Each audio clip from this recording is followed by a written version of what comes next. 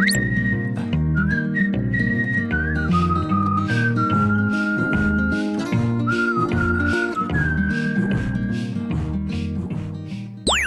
bonjour! Comment ça va amigos? Aujourd'hui parlons Power-Up. Bon, et pas n'importe quel, Power-Up dans Dragon Ball. J'ai choisi le sujet des Power-Up aujourd'hui pour rebondir un petit peu sur la vidéo de Gohan qui est sortie la semaine dernière, enfin de la forme ultime de Gohan. Au passage je vous remercie, nous avons presque atteint les 9000 vues. Sur Facebook par contre, pas sur YouTube, donc ce serait bien que ça cartonne un petit peu plus sur YouTube les gars. Mais en fait dans cette vidéo, étant donné que je parlais de la forme ultime de Gohan, je soulevais au début de la vidéo un point qui est très important. Deux notions que j'ai personnellement appelées, parce que je ne sais pas comment on les appelle dans le monde de l'édition, la valeur d'un power-up et sa fonction. Deux choses à vraiment écarter. Donc je rappelle ces notions que j'ai auto-appelées valeur et fonction. Pour un power-up, la valeur, ce que je vais appeler la valeur, ça va être vraiment la puissance de ce power-up, donc la puissance qu'elle génère. Et la fonction, c'est à quoi concrètement elle va servir dans l'histoire. Et je trouve que c'est très important en fait de différencier les deux parce que on peut très bien avoir un power-up avec une puissance énorme, donc une valeur énorme. Pour autant, si la fonction de ce power-up n'est pas de faire gagner le personnage qui a le power-up, ce power-up, on va avoir l'impression qu'il va servir à rien. D'accord? Il y a une ligne conductrice dans le scénario, dans la narration à suivre. Et si le power-up n'a pas pour fonction de faire gagner le perso, encore une fois, eh ben, entre guillemets, le power-up ne servira à rien. C'est le cas plusieurs fois dans Dragon Ball. Je prends quelques exemples. Je prends l'exemple, je sais pas, justement, de Gohan Ultime. Typiquement, le cas de Gohan Ultime, c'est un power-up où on peut se dire, putain, mais il a servi à rien en fait ce power-up. Il vient, pendant 3 pages, il défonce Boo et c'est terminé. Et non, les amis, ce n'est pas sa fonction de faire gagner Gohan. Sa fonction, c'est juste de faire revenir Gohan, de faire évoluer du coup Boo, pour permettre ensuite à Kaioshin de demander à Son Goku de revenir sur Terre. J'espère que cette fois vous avez bien compris la notion de fonction qui prime toujours sur la valeur. Mais aujourd'hui, on va quand même pas parler de ça. Enfin, plus ou moins, on va parler, si vous voulez, de 5 power-up qu'il y a dans l'univers Dragon Ball Super, même si je suis sûr qu'il y en a beaucoup plus, qui pour le coup n'ont absolument aucune utilité. C'est-à-dire, tout simplement, que même sans ces power-up, l'histoire se serait passée exactement pareil, et je vais vous en parler. Je suis sûr que ça va être une vidéo sujette à débat, etc. Donc je compte sur vous pour me dézinguer un peu et me dire « Ah mais non, mais c'est pas vrai, là, s'il se transforme pas, nanana ».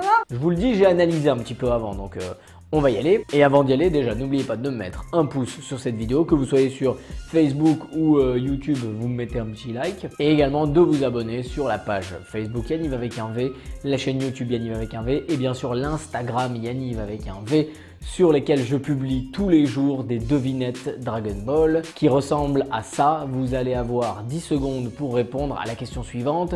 Qui dit ça dans Dragon Ball et quand? Vous êtes prêts? C'est parti.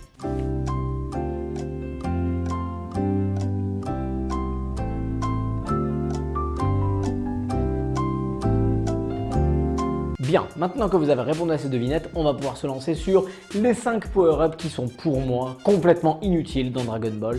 C'est parti. On rappelle les faits. Piccolo est ressuscité par Gohan, téléporté sur Namek pour venir l'aider à combattre Freezer. En chemin, il croise Nail, un puissant guerrier Namek qui a été terrassé par Freezer. Ce dernier lui propose alors de fusionner avec Piccolo, en gardant le corps de Piccolo comme base, afin de lui permettre d'obtenir un power-up monumental. Dans les faits, Piccolo arrive face à Freezer deuxième forme, alors que celui-ci pose problème à Gohan et Krillin. Et Vegeta il est à côté mais bon, il se bat pas vraiment. Piccolo est alors surpuissant et terrasse Freezer. Sauf que ce dernier lui explique alors qu'il peut se transformer à nouveau, il le fait et le rapport de force s'inverse, Piccolo ne peut plus rien faire contre Freezer. Power-up inutile. Pourquoi? Tout simplement, qu'est-ce qui se serait passé s'il n'y avait pas eu ce power-up? Absolument rien de différent. Gohan était en train de défoncer Freezer deuxième forme. Pourquoi Freezer décide de passer en troisième forme? Parce qu'il est un peu en difficulté vis-à-vis de toute son équipe en face. Donc, étant donné qu'il est face à Gohan et qu'il galère un petit peu face à lui, au bout d'un moment, il y a Gohan, il y a Krillin, il y a Vegeta, il se serait changé en troisième forme de toute façon. Et pourquoi il passe en forme ultime? Sans raison. Il décide de leur offrir un avant-goût de l'enfer avant de mourir, donc il se change en dernière forme. Donc que Piccolo intervienne ou pas, il se passe exactement la même chose. Quatrième power-up inutile. On reste sur Namek, puisque ce power-up se déroule quelques minutes après celui dont je viens de parler. Il s'agit de celui de Vegeta. Certain qu'en frôlant la mort, il atteindra une puissance inédite, voire croyant qu'il se transformera en Super Saiyajin, il demande à Krillin de le blesser sévèrement afin d'être soigné ensuite par Dende. Mais une fois le plan réalisé, Certes, Vegeta obtient un power-up important, cependant Freezer n'en fait qu'une bouchée, power-up inutile. Donc concrètement, si Vegeta là, à ce moment-là n'obtient pas son power-up, la seule chose qui va changer, c'est que son combat avec Freezer va durer bien moins longtemps juste après, ce qui va sûrement obliger Goku à sortir peut-être 2 minutes plus tôt de sa capsule qui soigne. Donc concrètement, ça ne change rien. Pendant son combat, Vegeta va se faire défoncer rapidement, il prendra même jamais le dessus et il va crever. Donc qui crève après avoir à peu près tenu tête à Freezer pendant 1 minute ou qui crève après ne lui avoir pas du tout tenu tête, ça revient au même. Power-up inutile. Troisième, Vegeta, encore ce blaireau, vient de se faire souiller par Cell. À ce moment-là, Trunks intervient et montre une forme très imposante, le Super Saiyajin Dai Sandankai. Cependant, même si sa puissance augmente, sa vitesse diminue et Cell lui explique alors que cette transformation et la puissance qu'elle engendre ne servira à rien face à lui. Dans les faits, cela se vérifie. Cell est bien plus rapide et efficace, et pour finir de l'humilier, lui montre qu'il maîtrise aussi cette forme. Power-up inutile. À quoi a servi cette démonstration? Trunks ne peut rien faire contre Cell, donc s'il ne l'avait pas eu de toute façon, il aurait au moins essayé de sauver Vegeta, il ne serait pas resté sans rien faire, puisque contre les cyborgs, il va essayer de sauver Vegeta, que son père soit d'accord ou non. Il n'aurait pas réussi à le tenir tête parce qu'il a à peu près la même puissance que Vegeta, et Cell aurait eu exactement la même réaction. Il aurait dit: comment ça se fait que vous avez augmenté de puissance en si peu de temps? De toute façon vous tuez, j'en ai rien à foutre, je sais que je suis plus fort que vous, je veux organiser un Cell game. Son power-up n'a servi absolument à rien. Suivant. Numéro 2. Encore notre bon vieux Piccolo qui, suite au combat contre les cyborgs, décide de se réunifier avec Kami-sama afin d'obtenir une puissance monumentale. Dans les faits, il devient extrêmement puissant. Il intercepte alors Cell, apprend son plan machiavélique, puis le laisse filer. Il affronte ensuite ses 17, nous gratifie du power-up que je trouve personnellement le plus badass de tout Dragon Ball Z, fait jeu égal avec lui avant que Cell ne débarque à nouveau et lui ouvre salement la mâchoire et la moitié du bide. Power-up inutile, je suis désolé, j'adore ce power-up, hein. Je l'ai déjà dit plusieurs fois, mais le moment là où il réveille sa puissance contre ses 17, c'est tellement bon, t'as toute la terre qui tremble, etc. Mais en dehors du côté joli, etc., power-up inutile, parce que même si il fusionne pas avec Kami-sama, qu'est-ce que ça change? De toute façon, il tue pas Cell, et de toute façon, il tue pas ses 17. Donc, il empêchera pas Cell d'aller trouver ses 17, d'absorber ses 17. Il empêchera certainement pas ses 16 d'intervenir. Donc, il y aura toujours quelqu'un d'à peu près au même niveau que Cell au moment où Piccolo peut plus rien faire.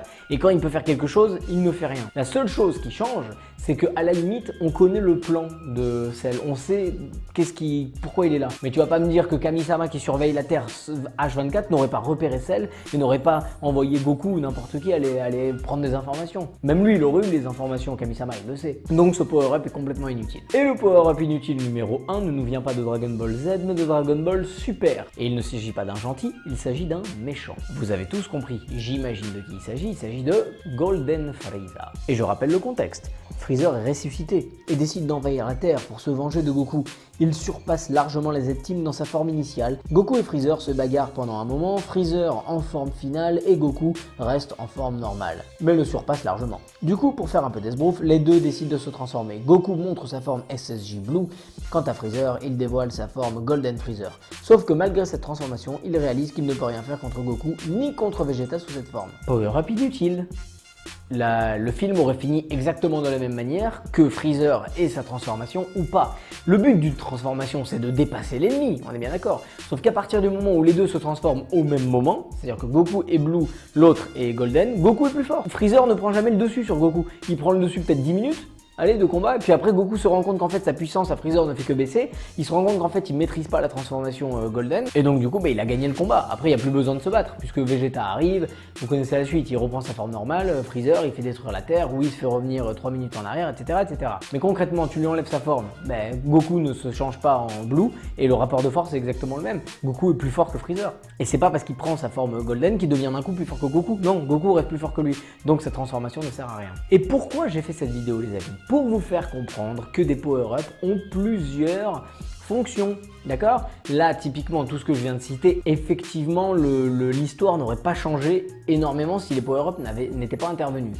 Pour autant, même si ces power-up n'apportent rien concrètement à l'intrigue, on pourrait s'en passer, elles ont une autre fonction, une fonction esthétique, visuelle ou même fanservice. Trunks qui se met une forme énorme, à part le fanservice et nous faire kiffer un peu Trunks, ça sert à rien, puisque cette forme on l'oublie juste après. Voilà, des transformations n'ont pas que comme fonction de faire gagner le personnage. C'était tout ce que je voulais vous prouver avec cette vidéo, qui est d'ailleurs terminée et j'espère qu'elle vous a plu. Si c'est le cas, n'hésitez pas à me mettre un pouce, à vous abonner, à partager bien évidemment, parce que celle de Gohan a été très partagée et c'est grâce à ça qu'elle a fait beaucoup de vues. Donc je remercie du fond du cœur tous ceux qui l'ont partagée et comme vous le savez, à chaque fois que vous partagez, vous aurez le droit à un petit cœur et un petit commentaire, c'est normal. Du reste, j'espère que tout le monde va bien. N'oubliez jamais de privilégier ce qui nous unit et de bannir ce qui nous divise. Et c'est tout pour moi amigos, je vous souhaite une bonne journée, une bonne soirée, je ne sais pas quand est-ce que vous regarderez cette vidéo. Et je vous dis à la prochaine, bisous.